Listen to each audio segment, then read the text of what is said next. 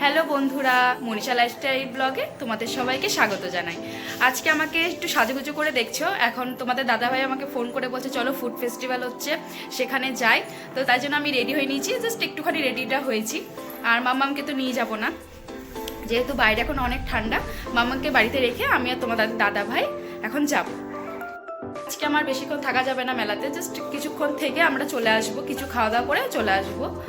কারণ পুচকে তখন কাঁদবে, ও এখন মা করবে। এমনিতেই এখনই কাঁদছে, আমাকে রেডি হতে দেখছে। ও এখন অনেক বুঝে গেছে যে মা কোথাও যাচ্ছে বা বাবা এসছে কোথাও যাচ্ছে, সে এখন বুঝে গেছে। তাই জন্য ওকে মানে যতটা পারছি থেমে রাখছে ওর বাবা। এখন আমি পুরোপুরি এখন রেডি। আমাকে কেমন লাগছে তোমরা সবাই জানিও। আর চলো তোমাদেরকে সাথে করেও নিয়ে যাবো আমাদের ফুড ফেস্টিভ্যালে। চলো দেখতে। আমরা বাড়ি থেকে বেরিয়ে গেছি। আজকে রাস্তার ভিড়টা অনেকটাই কম ছিল। তো এটা হচ্ছে আমাদের লালদিঘি পার্ক। তো আমরা অবশেষে জায়গাটার কাছে চলে এসেছি। দেখুন কি সুন্দর লাইটিং দিয়ে সাজিয়েছে। এখনও পুরোপুরিভাবে কাজ কমপ্লিট হয়নি, কারণ যেহেতু প্রথম দিন তো, আর অনেক জিনিসও বসেনি। এখন তোমাদের দাদাভাই আমাকে রেখে চলে গেল গাড়িটা গ্যারেজ করতে, আর আমি এদিকে টিকিটটা কেটে নিলাম। তোমাদের দাদাভাইয়ের জন্য ওয়েট করে আছি যে কখন আসবে সে। তো অবশেষে চলে এসেছে, টিকিটটা কেটে নিয়েছি। তো এবার চলো যাই। এবার টিকিটটা দেখিয়ে নিলাম। টিকিটটা দেখিয়ে এবার তোমাদের দাদাভাই সব ওইদিকে বললো চলো ওইদিকে যাই। আর মানে এখনও তো কাজ ইনকমপ্লিট, যেহেতু প্রথম দিন, অনেক দোকানও বসেনি। আর এখন ভয়েস ওভার দিচ্ছি, আমার মেয়ে আমার কোলে আছে, একটু মেয়ের আওয়াজও আসবে। তো খুব সুন্দর সুন্দর দোকান বসেছে। আর মানে খাওয়া দাওয়াটা তো আগে পরে হবেই, আগে একটু জিনিসগুলো দেখি কী কী দোকান বসেছে আজকে প্রথম দিন যেহেতু। আমরা মহাপ্রভুর দই ভাণ্ডারে গেছিলাম। তো মহাপ্রভুর দই ভাণ্ডারে এত ভিড় থাকার কারণে নবদ্বীপের বিখ্যাত, ওখানে আমরা যেতে পারিনি। তোমাদের দাদাভাই হলো পরে আসবো। আর দেখো এখানে মকটেলের যেটা দেখছো দাদাভাই জুসের, ওটা কলকাতার বিখ্যাত, কিন্তু ভিড় থাকার কারণে তোমার দাদাভাই বলছে যেখানে যে দোকানে ফাঁকা আছে আমি সেই দোকানে যাবো। আমি ভিড় থাকার কারণে আমার পুচকু এখন আমার কোলে শুয়ে ফেলছে, আর আমাকে ভয়েস ওভারটা দিতে হচ্ছে।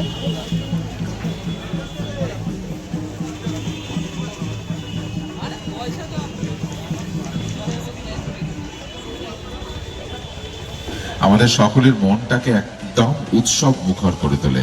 আর কে না জানে পৃথিবীতে খাওয়ার মতো ভালো উৎসব আর কিচ্ছুটি নেই, তাই অবশেষে আমরা চলে গেছি বকখালি ফিশ কর্পোরেশনে। তো তোমাদের দাদাভাই যখন ঘুরতে গেছিলো তখন তোমাদের দাদাভাই খেয়েছিল। তো সেইখানে সেই জন্য আমাকে বললো যে চলো তোমাকে খাওয়াবো ভেটকি ফিশ কাটলেট। তো আমি বললাম ঠিক আছে, তোমার যেটা খুশি তুমি অর্ডার দাও। তো আমি তো বলছিলাম চিকেন পকোড়া খাবো। তো ও বলছিল না তুমি তো সবসময় চিকেন পকোড়া তো খেয়েছো, তাহলে ভেটকি ফিশ কাটলেটটা খাই। তো সেটা আমি অর্ডার দিয়ে দিয়েছিল। তো এখানে অনেক সুন্দর সুন্দর খাবারও ছিল।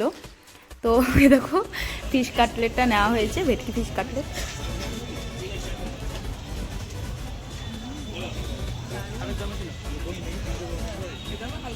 আর ভেটকি ফিশ ফ্রাইটা না অসাধারণ ছিল, আমার তো খেয়ে হেভি লেগেছে। আমি তোমাদের দাদাভাইকে বলছেন আরটা অর্ডার করবে, বলছে না আরও অনেক কিছু খেতে হবে, আর অর্ডার করা যাবে না, এই একটাই দুজন মিলে 50-50 করে খাবো।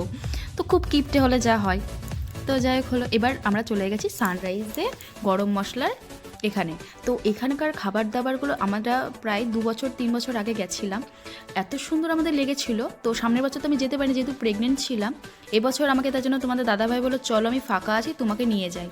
প্রথম দিনেই তার জন্য আমাকে নিয়ে গেছে। আর অনেক রকমারই রান্না ছিল। তো অনেক কিছু রান্না মানে ইনকমপ্লিট ছিল, যেহেতু প্রথম দিন তারা পেরে ওঠেনি। তো আমরা অর্ডার করেছিলাম কড়াইশুঁটির কচুরি আর আলুর দম। আমাকে তোমাদের দাদাভাই বললো খেয়ে তো আগে দেখো, তারপর বাড়িতে নিয়ে যাওয়ার কথা পরে ভাববে। আমি বললাম ঠিক আছে, দেখি আগে কেমন খেয়ে। তো কড়াইশুঁটির কচুরিটা আর আলুর দমটা দেখো নিয়ে নিয়েছি, দেখেই তো জিভে জল চলে আসছে। আর আমি যখন ভয়েস ওভারটা দিচ্ছি আমার এখনই জিভে জল আসছে। আমি আবার তোমাদের দাদাভাইকে পরে বলবো যে আমাকে একটু নিয়ে যাবে। তো আমি দেখো বসে পড়েছি। এবার কড়াইশুঁটির কচুরিটা তোমাদের দাদাভাই বলছিল আগে তুমি নিজে বাইট দাও, তারপর আমি খাবো। তো আমি এখন ফার্স্টে কড়াইশুঁটি কচুরিটাকে নিয়ে আলুরদমটা খেলাম, জাস্ট অসাধারণ। মানে আমি মুখে বলছি, তোমরা যারা বহরমপুরবাসী বা যারা বাইরে থাকো তারা প্লিজ এখানে এসে একটু ট্রাই করতে পারো। আমার কথা তাহলে তবেই বুঝতে পারবে যে সত্যি করে অসাধারণ। আমার বর তার বন্ধু বউয়ের জন্য নিয়ে নিয়েছে যে চলো, আর আমাদের দুজনের মা বাবার জন্য নিয়েছিল। আমাদের দুজনের মা বাবারও খুব পছন্দ হয়েছিল, যে বলছে এত সুন্দর খেতে, আর তার বন্ধুর বউ রিভিউ দিয়ে দিয়েছে যে দারুণ লেগেছে তাদের, তারাও গিয়ে এসে ট্রাই করবে। বন্ধুরা তোমরাও এসে কিন্তু ট্রাই করো, আমার কথা যদি বিশ্বাস নয় তোমরাও এখানে এসে খেতে পারো। আর বাদবাকি আর অন্য স্টলে আর যাইনি। আর আমরা কিন্তু বাড়ির জন্য নিয়ে নিয়েছিল আমাদের চিকেন বিরিয়ানি আর চিকেন দম বিরিয়ানি আর হচ্ছে মাটন কষা। তো দুর্দান্ত ছিল, ওটা বাড়িতে এসে ট্রাই করেছি, ওটা দেখানো হয়নি, ওটা বাড়িতে এসে ট্রাই করেছিলাম, দারুণ দুর্দান্ত লেগেছিল। কাকুটাকে বলছিলাম কাকু আবার আসবো, তো তার জন্য কাকুটা হাসছিল, বলছে ঠিক আছে অবশ্যই এসো। তো এই আজকের ব্লগটা এইটুকুই।